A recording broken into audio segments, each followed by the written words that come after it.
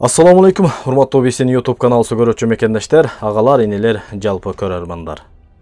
Урматтуу туугандар, депутаттарыбыз жайкы каникулга тарап, шоу ааламы бир аз тынчып, элибиз өзүнүн оокаты менен алек болуп аткан учурда, кээ бир акмактар, кээ бир надандар бирөөнүн аманаты болгон видеону кесип алып, тагыраак айтканда, Садыбакас устазыбыздын толук 1 сааттык айтылган мусулман аялдарга тиешелүү болгон сөзүнөн кесип алып, бүтүндөй Кыргызстанга шоу кылып атат.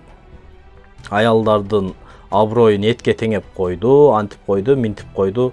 Бул сөздү түшүнүш үчүн туугандар, бул сөздү түшүнүш үчүн жок дегенде Садыбакас устаздай билимиңер болушуңар керек.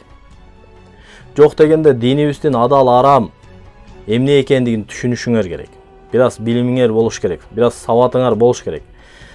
Саясаттан болсо дагы, диний маселеден болсо дагы бир аз сабатыңар болуш керек.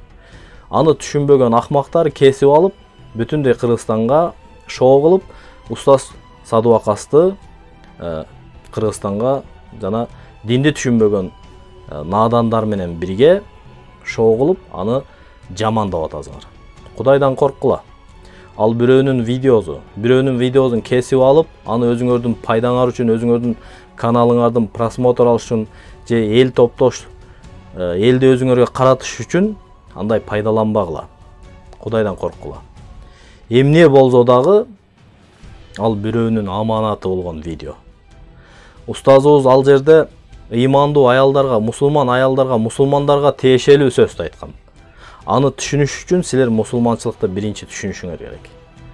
Анда түшүнбөй туруп, устаздын видеосун кесип алып, шоу кылбагыла. Керек болсо Садыбакас устаз биздин Орто Азияга таанымал болгон Раматылык Чубак устазыбыздын агайы болгон туугандар. Мына ишенбесеңер, устазыбыздын өзү айткан видео ролиги бар. Мен ушуну диндеш бир туугандарымдын уруксаты менен алдым дагы, сиздер менен бөлүшкүм келди. Аалымдардын эти арам болот. Алардын этин жебегиле, ачуу болот. Тийишпегиле тагыраак айтканда. Алар биздин Кыргызстаныбызга жанып турган чырактарыбыз. Алардын илимин алып, алардын илиминен пайдаланып, биз бүгүн жашап калышыбыз керек. Болбосо, ошондой караңгылардын кесепетинен аалымдарыбыздын аброюна шек келтирип атат. Кудай буйруза, биз дайым ушундай устаздарыбызды коргойбуз, жана ушундай устаздарыбыздан сабак алабыз, билим алабыз. Устаздарыбыздын видеолорун, алган билимдерибизди башка досторубузга, бир туугандарыбызга жеткирип жашай беребиз. Ошондуктан урматтуу туугандар, азыр Чубак устазыбыздын Садыбакас устазыбыз жөнүндө сүйлөгөн ролигин бөлүшөбүз. Бар медиа деп Садыбакас Ажы Доолов чыгып келет. Баян сабактарды угуп турсак болобу? Реклама болсо кечирим сурайм. Жок, аны реклама кылуу биздин милдетибиз. Анткени биздин эң чоң аалымдарыбыздын бири, биздин устазыбыз, жеке мен өзүм устазым.